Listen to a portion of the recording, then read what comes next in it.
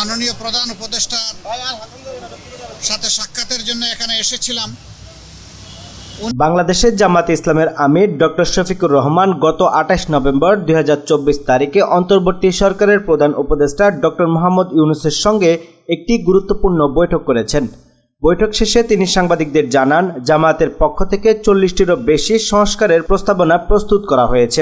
তবে তারা অন্তর্বর্তী সরকারকে 10টি মূল বিষয়ে সংস্কারের প্রস্তাব দিয়েছেন। তার মতে ন্যূনতম সংস্কার কার্যক্রম শেষ করার পর দ্রুত নির্বাচনের আয়োজন করা উচিত। জামায়াতের এই প্রস্তাবনা দেশের রাজনৈতিক পরিস্থিতি এবং নির্বাচনের প্রক্রিয়া নিয়ে একটি গুরুত্বপূর্ণ মন্তব্য।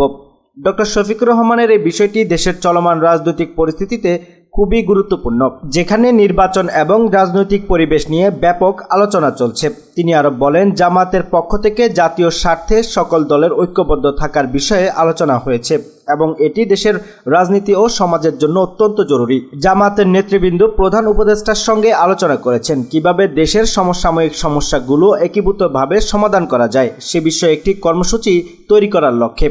বিশেষত দ্রব্যমূল্যের ঊর্ধ্বগতি এবং সাধারণ মানুষের জীবনের নেতিবাচক প্রভাব নিয়ে উদ্বেগ প্রকাশ করা হয়েছে। শফিকুর রহমান বলেন, দেশের চলমান সংকটগুলো সমাধান করার জন্য জাতীয় ঐক্য গঠন এবং সব রাজনৈতিক দলকে একত্রিত হওয়া প্রয়োজন। তিনি উল্লেখ করেন যে দল মত ধর্ম ভিন্নতা থাকবেই, কিন্তু জাতীয় স্বার্থে আমরা যেন একমত থাকতে পারি। তিনি বিশ্বাস করেন, যদি দেশের স্বার্থে সবাই একসাথে কাজ করে তাহলে অনেক সমস্যার সমাধান করা সম্ভব। তিনি বর্তমান সময়ে দ্রব্যমূল্যের ঊর্ধ্বগতি ও অন্য সামাজিক সমস্যাগুলো সমাধান করার জন্য আলাপ আলোচনা করেছেন এবং নিশ্চিত করেছেন যে এটি সাধারণ মানুষের জন্য অত্যন্ত জরুরি। তিনি বলেন, দ্রব্যমূল্য মানুষের ক্রয় ক্ষমতার মধ্যে থাকতে হবে। জামাতের আমিরের এই বক্তব্যটি বর্তমান সময়ে মানুষের জীবিকা নির্বাহের জন্য অত্যন্ত গুরুত্বপূর্ণ। দ্রব্যমূল্যের ঊর্ধ্বগতির, বিশেষ করে খাদ্যদ্রব্যের মূল্য বৃদ্ধি সাধারণ মানুষের জন্য একটি বড় চ্যালেঞ্জ হয়ে দাঁড়িয়েছে। তাই জামাতের পক্ষ থেকে সরকারের কাছে দাবি করা হয়েছে যাতে তারা দ্রব্যমূল্য নিয়ন্ত্রণ রাখার পদক্ষেপ গ্রহণ করে, যাতে সাধারণ জনগণ তাদের দৈনন্দিন চাহিদা মেটাতে পারে। তিনি আশঙ্কা প্রকাশ করেন যে আসন্ন রমজান মাসে কেউ যেন কৃত্রিম সংকট সৃষ্টি না করে সে বিষয়ে সতর্ক থাকতে হবে।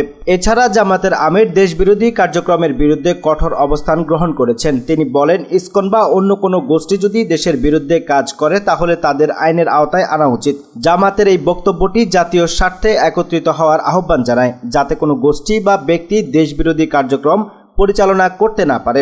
জামাতের পক্ষ থেকে জাতীয় ঐক্য এবং সংকট সমাধানে দ্রুত পদক্ষেপ গ্রহণের জন্য আহ্বান জানানো হয়েছে। তারা আশা করে দেশের সব রাজনৈতিক দল ও সমাজের সব শ্রেণী একত্রিত হয়ে দ্রব্যমূল্য নিয়ন্ত্রণ, আইনশৃঙ্খলা উন্নয়ন এবং জাতীয় স্বার্থে ঐক্যবদ্ধ হবে। জামাতের এই প্রস্তাবগুলি দেশের রাজনৈতিক পরিবেশে একটি ইতিবাচক পরিবর্তন আনতে সাহায্য করতে পারে এবং জনগণের আস্থা ফিরিয়ে আনতে সক্ষম হতে পারে। সাম্প্রতিক সময়ে দেশের চলমান রাজনৈতিক অস্থিরতা ও অর্থনৈতিক সংকটের মধ্যে জামাতের এই প্রস্তাবনা জাতীয় ঐক্যের জন্য একটি বড় সুযোগ হতে পারে, যেখানে দেশের সামগ্রিক উন্নয়ন এবং শান্তি প্রতিষ্ঠা সম্ভব। প্রিয় দর্শক, আজ এখানেই শেষ করছি। সবাই ভালো থাকুন, সুস্থ থাকুন। দেখা হচ্ছে পরবর্তী ভিডিওতে। আল্লাহ হাফেজ।